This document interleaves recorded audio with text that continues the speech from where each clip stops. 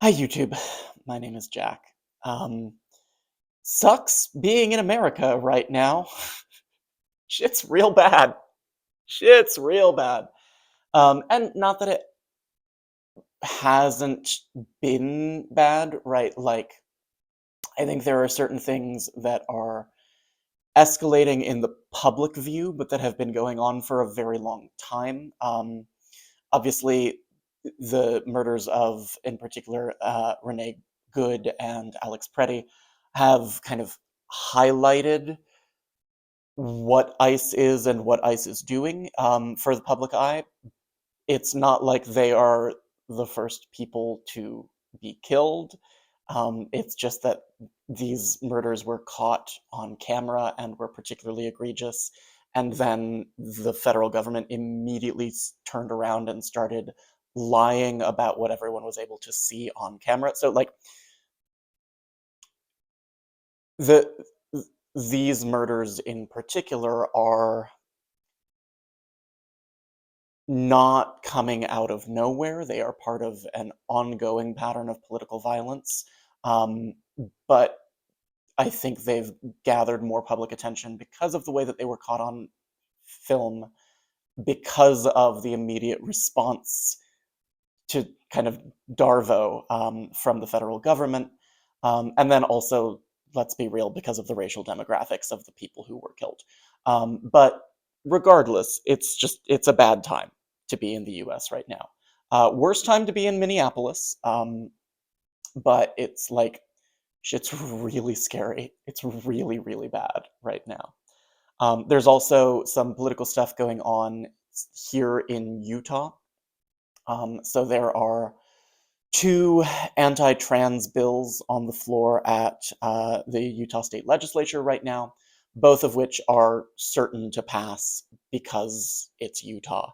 One would deny trans healthcare to anyone under the age of 18, and the other would prevent public employees from covering trans healthcare using their insurance. The official wording is it would prevent any funds from covering, you know, trans healthcare, but the effect is that anyone who works for the state of Utah would no longer have access to that healthcare.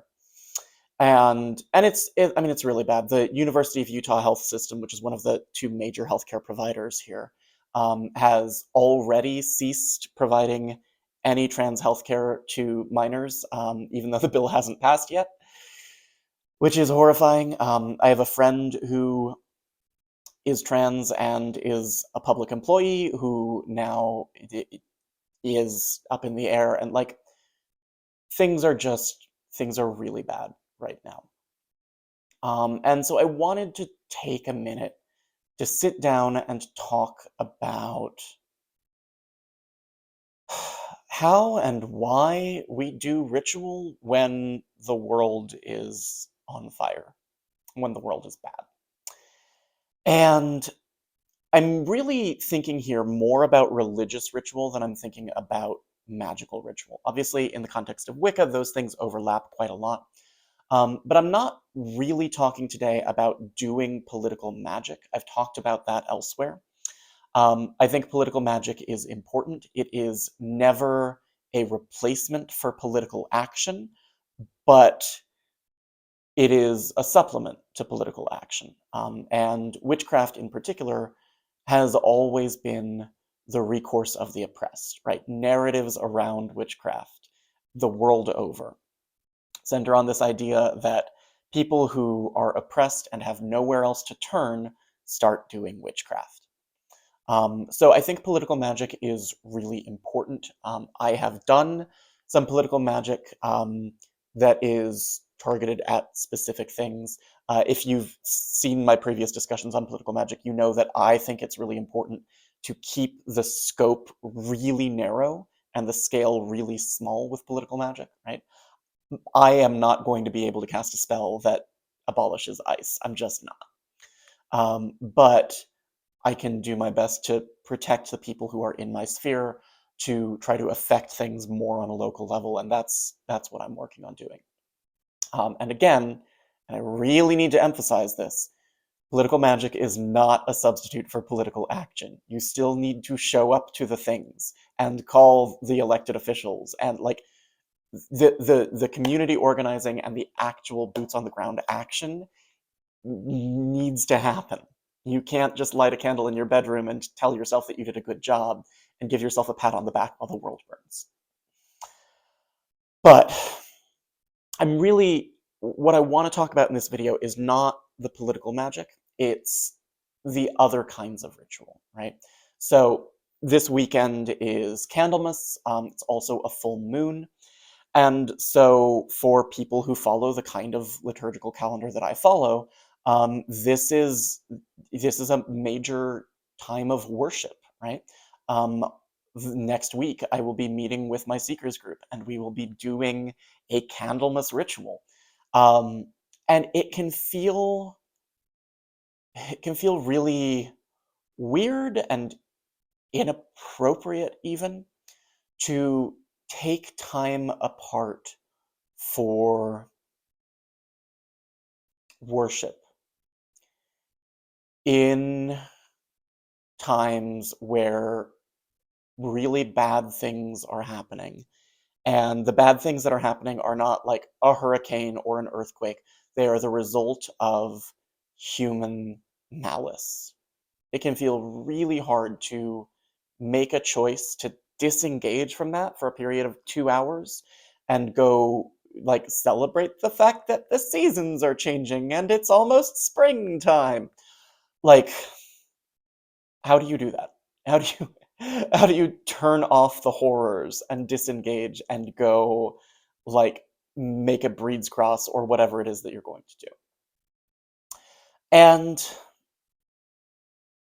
truth be told, I don't have great answers to that, but I do think that it's necessary. I think that, sweetie, what are you doing? The cat is getting into something that she shouldn't. We'll deal with that later. No, I think our brains are not equipped to deal with the horrors 24/7, right? Like, we did not evolve under circumstances that allowed our brains to effectively process that amount of stress. We did not evolve under circumstances where we had, constant access to a little box that tells you all the worst news of everything that's happening, not just around you, but the entire world over, 24 hours a day. And your brain shuts down if you are soaking yourself in that all the time. And not everyone has the luxury of disengaging from time to time, right? Like, the people who are in ICE detention centers don't get to take 2 hours off from the bad news about ICE and go do a fun little seasonal ritual. They don't get to. Um, but if you have the ability, I think it's important. I think it's important to do for your own health, but then also for your ability to be effective in political action. Um,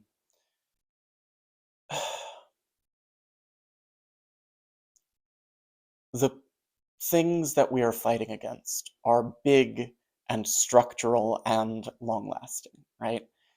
This is not just a problem of a cult of personality with Donald Trump. This is a problem of deeply embedded structures of power that have existed in the United States since its founding. And those structures of power are being given, in some ways, new expression, right? They have new tools available to them, particularly in the age of digital media. But there's also a sense in which this is the same song that has been played for a very, very long time. We're not going to overturn that overnight or truthfully within my lifetime. Like, we have an obligation to push back against it as much as we can. But in order to do that effectively, we have to move at a sustainable pace. Because if you are soaking yourself in the bad news constantly and trying to go at 100% all the time, you will burn out and you will not be useful to anyone. And I think that this argument gets overused by people who want to take it as an excuse to do nothing, right? To be clear, you're not allowed to do nothing. Like, you have an obligation to engage. You have an obligation to help the people that you can help, to show up to protests, to do, whatever is within your power to do. And people have different levels of ability. Your obligation scales with what you can do.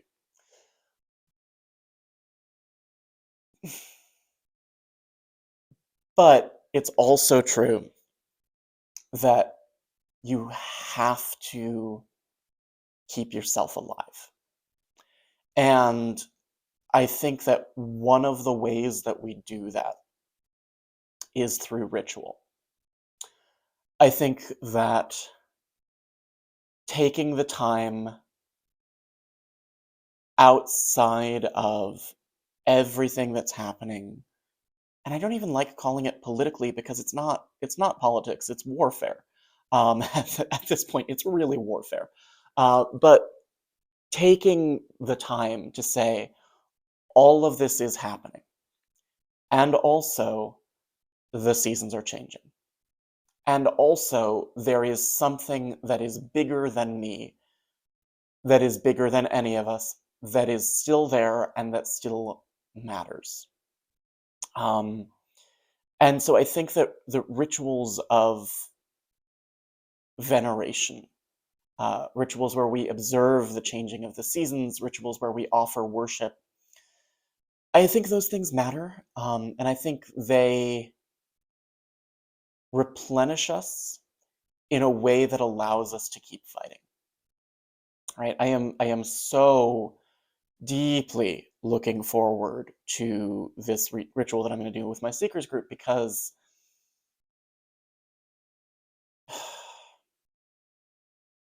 I need it, right? Like, look at my face.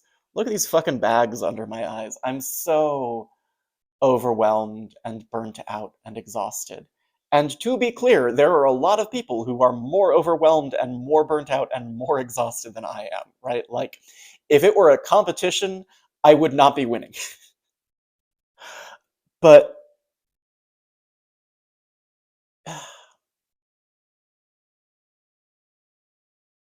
you have to find a way to live. And you have to find a way to live that includes fighting the good fight and doing the things that you're able to do. But you have to live. And I think there's this thing that can happen, especially kind of with the constant barrage of information from the fucking Palantir. Not Palantir the company, Palantir the, like, evil orb in The Lord of the Rings. I think there's this thing that happens where we feel guilty if we are not constantly tuned into it, if we are not constantly outraged, if we are not constantly angry and afraid. And yes, we have an obligation to be aware of what's going on and to take action against it, but also being constantly angry and afraid doesn't make us more effective at doing that. It makes us less effective at doing that, and it paralyzes us, and it prevents us from taking effective action.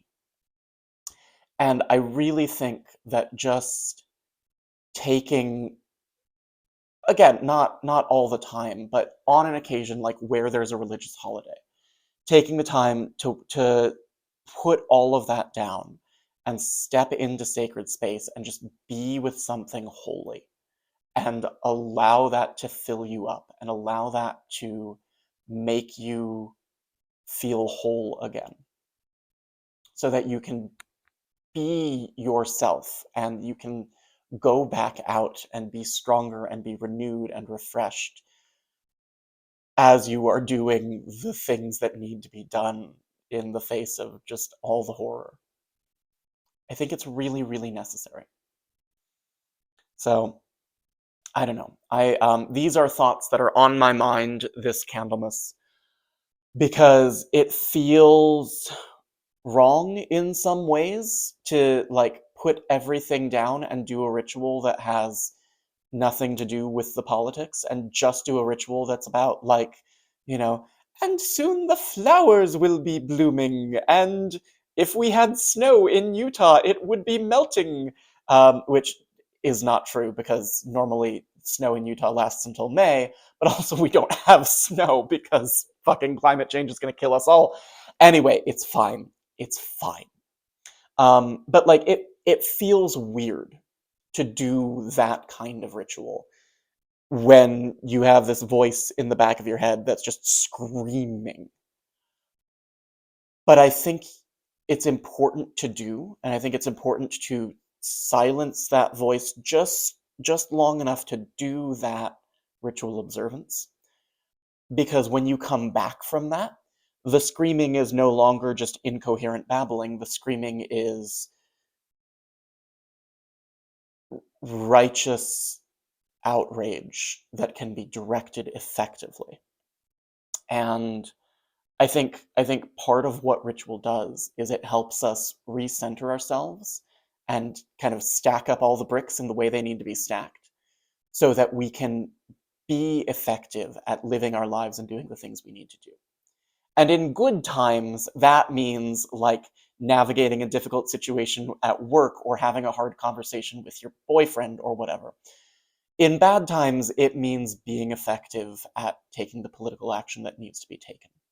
But taking the time to put down the burdens, if you are able to, and again, not everyone is able to because there are people who are in detention in ICE facilities who like don't have that luxury, right? And that's not new. That's ongoing, right? That's something that's been happening since Obama. But it's much more visible now. In some ways, it is worse now, which does I don't mean to minimize how bad it has been in the past, um, but like not everyone can put down those burdens and just do worship. But for those of us who are able to, I think it's necessary because I think that taking the time to do a ritual of worship helps you to reset so that you can navigate whatever it is that you have to do in your life, whether that is small or whether that is very large. So that's enough rambling for today. Shit's bad. Thank you all. Talk to you sometime soon.